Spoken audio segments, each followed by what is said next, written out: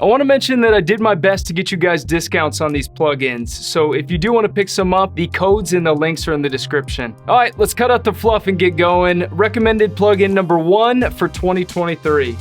You want to know how I quickly zoom into areas in my tutorials, and how I animate from one location on the screen to the next, or how I slowly push into areas of interest in my shots?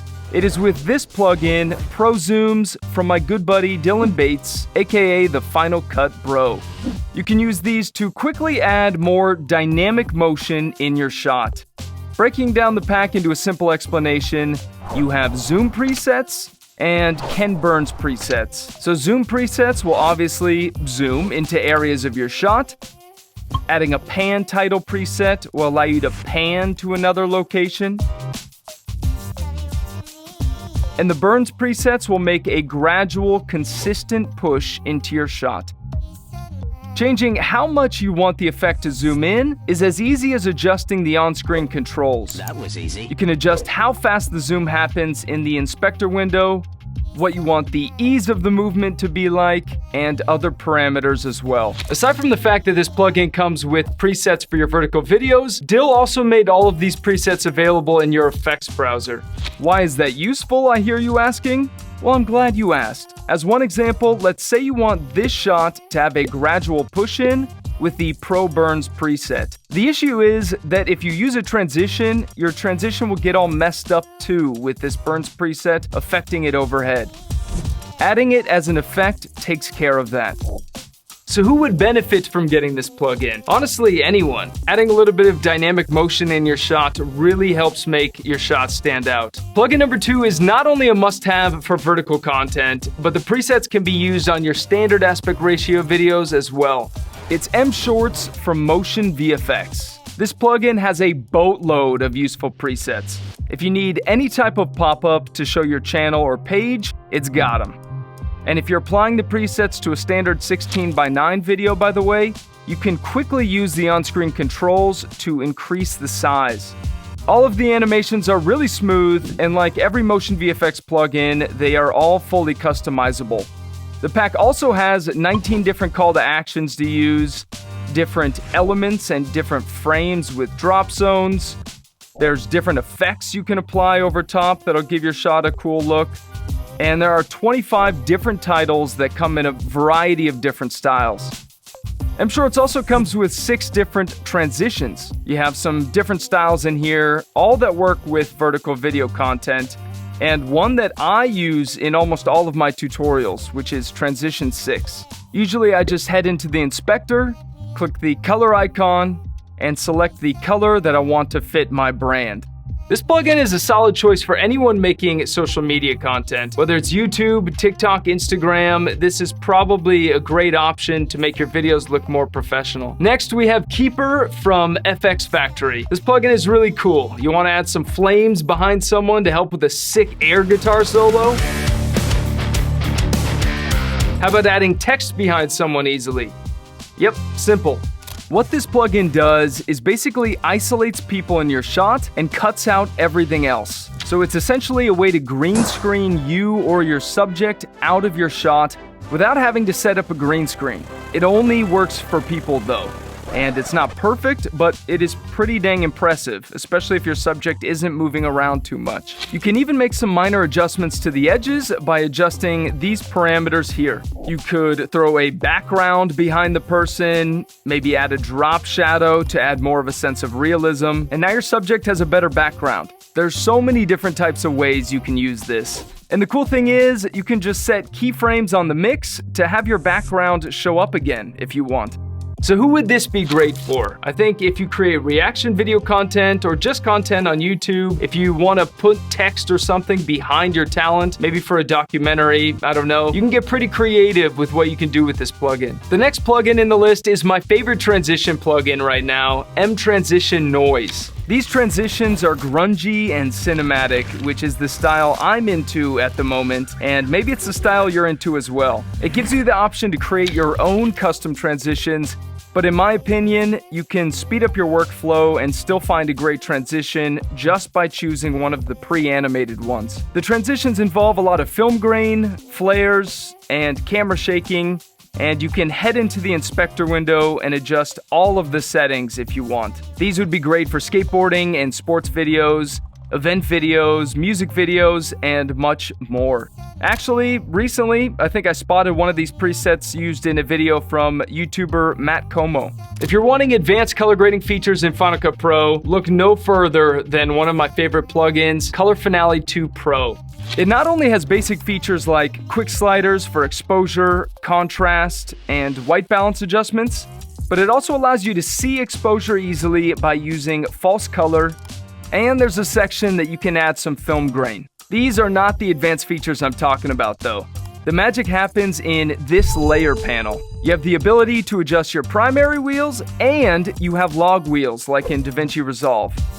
You can make more gradual adjustments in your HSL curves compared to Final Cut's native hue saturation curves. You can rename corrections and group them. You can make quick adjustments to colors in 6 vectors. So with a few quick corrections of the hue, saturation, and luma of 2 colors, now our shot has some color contrast, which added a lot more depth into our shot. But my favorite features of all are the masking features in this plugin. Similar to how you can use qualifiers in DaVinci Resolve, you can do the same in Color Finale 2 Pro. You can make color masks in Final Cut's native tools, but one of the real differences here is that you can blur these adjustments for a more graduated effect to make the adjustments buttery smooth. This makes a night and day difference, and it's actually impossible to get grades that look like this with just Final Cut's native tools. And the only thing I changed in this example was the blur of the mask. You also have trackable masks that you can use to include and exclude different parts of your shot while grading. There's a ton more in this plugin, and currently they're having a huge winter sale going on, so click the link in the description to check it out. And if you're watching this after the sale, I'll reach out to them and try and get you a discount code. If you do pick this up, definitely go with Color Finale 2 Pro. The normal Color Finale isn't worth it in my opinion. If you're someone who creates travel videos, or you just enjoy making videos about your travels and adventures, then this next plugin may be for you. This is mJourney, and in the pack you have some different drop zones here, as well as different effects like this flare preset and this letterbox preset.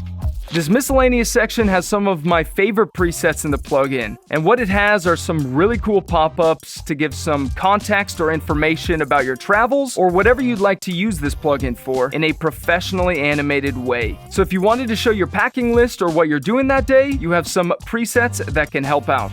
You have these animated routes that you can use in your videos, and maybe my favorite section, the titles. I personally find myself leaning more into titles that are simple but have a little bit of style, and these are just that. This plugin also comes with really solid transitions, and actually these may be one of the best parts about this plugin in my opinion. It comes with 11 of them, and they're all just really smooth. If you've seen some of my tutorials, you might recognize this one. The next plugin I recommend is called mTitle Kinetic 2. mTitle Kinetic has 60 different title presets, and they're all fun, Apple-inspired titles. These are usually my go-to titles when I want a simple title that's animated really well. They're fun, some are vibrant, and they all have a really nice and unique animation already integrated for you. Just like all of Motion VFX's titles, you can move them around with the on-screen controls and adjust the size easily. You can even adjust the animation speed, and of course, the font and stuff like that. No matter what kind of videos you make, you can find some use of these title presets, I think.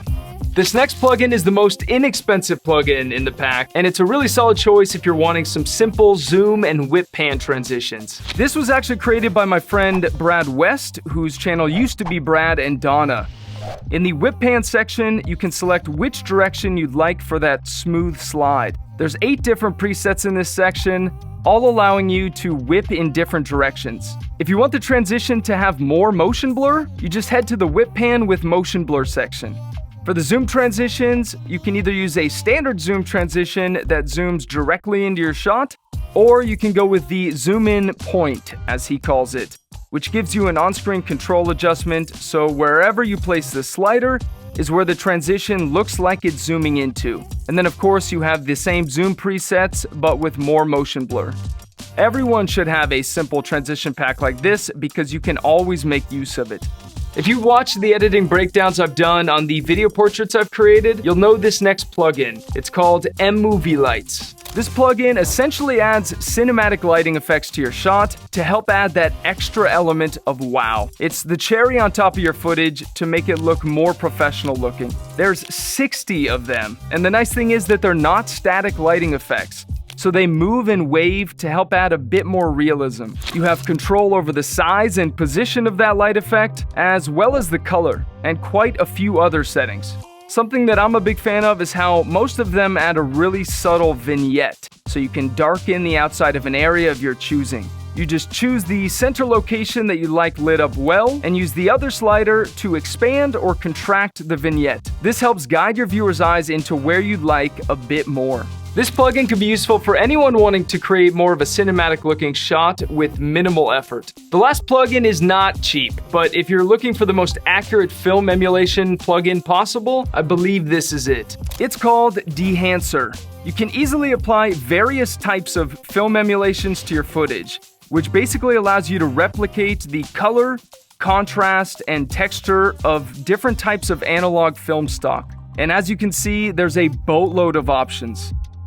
It comes with film grain, of course, and the level of detail and texture of this grain is difficult to achieve if you were to drag, say, a simple grain overlay over top of your footage. The level of customization pretty much ensures that it blends seamlessly with the original footage. One of the settings that sets this plugin apart is the fact that you can add realistic-looking halation, which is this subtle red glow that you can see around our highlights and contrasting edges. You also have the ability to adjust realistic-looking bloom, which is this misty glow that happens around the highlights in your shot. It's basically what you get when using a Pro Mist filter on your lens.